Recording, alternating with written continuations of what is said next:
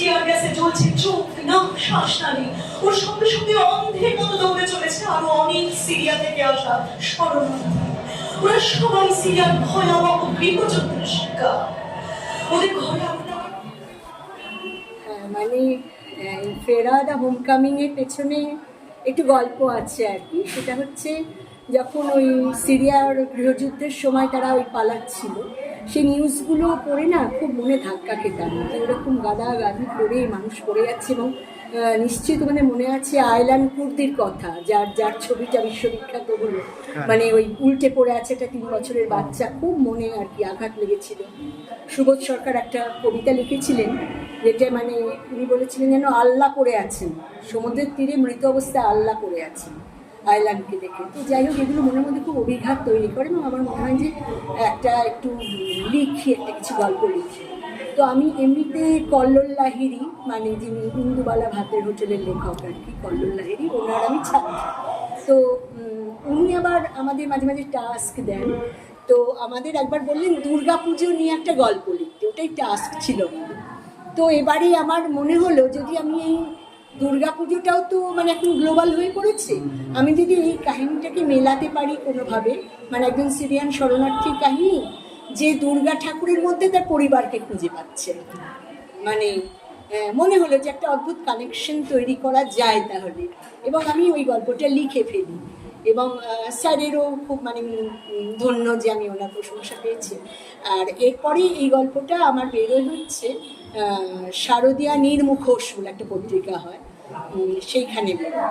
তো এটা যারা পড়েছিল অনেক বন্ধু বান্ধবরা, তারা বললো অন্তরাদি মানে গল্পটা এত সুন্দর নাটক করে। নাটক সম্ভব না ভাই, মানে এক কাইট্রানার ভূত করতে গিয়ে আমাদের মোটামুটি পথে বসার দশা, আর নাটকই বিরাট ক্যানভাসের নাটক। বলে একটা কিছু করো, এটা নিয়ে একটা কিছু করো, এত অন্য ধরনের গল্পটা এত মনের মধ্যে জায়গায়।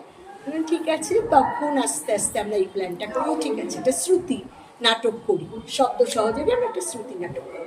তো এবারে আমরা ডাকলাম দেবব্রত মাইতি, যে আমাদের ভূত সেট করেছে, নান্দিকারের ছেলে।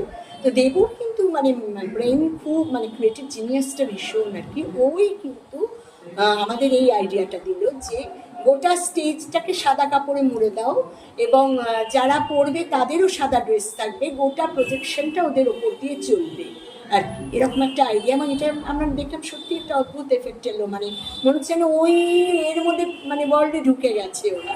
তো এইভাবে আমরা করলাম। একটাই শো আমরা করেছিলাম, প্রসেনজিৎ বর্ধন, যার জন্য আমার নাটকে আসা, সত্যি কথা বলতে কি প্রসেনজিৎ নেই আজকে। তো প্রসেনজিতের জন্মদিন আমরা প্রত্যেকবার পালন করি একটা নাটক আমরা করি, সংঘারাম হাতিবাগান করে এবং সংসত্তম করে, এবং আমরা এই ফাঁকে একটু জানিয়েও দিই যখন আমি সুযোগ পাচ্ছি।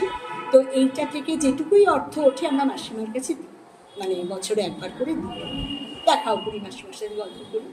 তো তখন প্রসেনজিতের জন্মদিন উপলক্ষে 4 ফেব্রুয়ারি আমরা গোবরডাঙ্গা শিল্পায়ন স্টুডিওতে আমরা এটা প্রথম করি, এবং এটা আমাদের সেকেন্ড শো বয়েজন লাইব্রেরিতে। ইন্টিমেটেই এটা করার, তবে মানে সেভাবে গোছানো হয়নি, বুঝতেই পারছো আর কি। না, আমাদের ভীষণ ভালো লেগেছে। এটা শ্রুতি মানে বাচিক সঙ্গে আঙ্গিক না থাকলেও আমরা অনেক কিছু পেলাম, যে আপনি বললেন দেবুদা করেছেন, যে ডিজাইনটা যেখানে পুরোটা হোয়াইট, তার মধ্যে প্রজেকশন পড়ছে এবং আলো জ্বলছে নিচে, দুজনেই মানে এটা শেষে গিয়ে দুজনেই এক হয়ে গেল, যে দুজন ন্যারেট করছে। প্রথমে যেমন অন্ধকার আলো হচ্ছিল, পরে খুব দ্রুত চেঞ্জটা হলো, তারপর রয়ে গেল। এবং অবশ্যই নাটকটা ভীষণ বড়, যে মা দুর্গার মধ্যে ফ্যামিলিকে পেল, ওটা তো আমরা ফ্যামিলিই বলি যে আসে মর্তলোকে পুরো ফ্যামিলি নিয়ে, তো সেটা পেলাম। এবং এই ডিজাইনটা ভীষণ আমার ভালো লেগেছে, সেইটা নিয়ে আরেকটু। আচ্ছা, ডিজাইনটা মানে এটাই ছিল যে মানে ওর পরিকল্পনা যে গোটাটা জুড়ে হবে, এবং যাতে মনে হয় যে মানে স্টেজ, প্রেক্ষিত, দর্শক, যারা পার্টিসিপেন্টস সব যেন এক হয়ে যায় আর কি, মানে একটা মানে সবাই যেন মানে পিপল উইল ফিল মানে গেটিং সাকড ইন আর কি, যাকে বলে মানে ইনটু দ্য ভর্টেক্স, এরকম টাইপের একটা ব্যাপার যাকে বলে। সেইটা আমার মনে হয় যে যদি তোমাদের এই ফিলিংটা হয়ে থাকে, যে মনে হচ্ছে যেন মানে আমরাও পার্ট অফ দ্যাট, তাহলে বলবো যে মানে দেবুর উদ্দেশ্য একেবারেই সার্থক। ভিতরে 64টি রাস্তা, 4000-এর বেশি দোকান, অপরূপ কারুকার্যময় অসংখ্য খিলান ফোয়ারা সমেত জমজমাট এক বিস্ময়। দেশীয় তুর্কিরা ছাড়াও এখানে বিভিন্ন দেশের অসংখ্য মানুষ হয় কাজ করছে, হয় ব্যবসা চালাচ্ছে, কিংবা নিছকই পর্যটক। বুতাস তুরস্কগামী যে নৌকায় উঠে পড়েছিল তাতে চড়েই এদেশে এসেছে সে।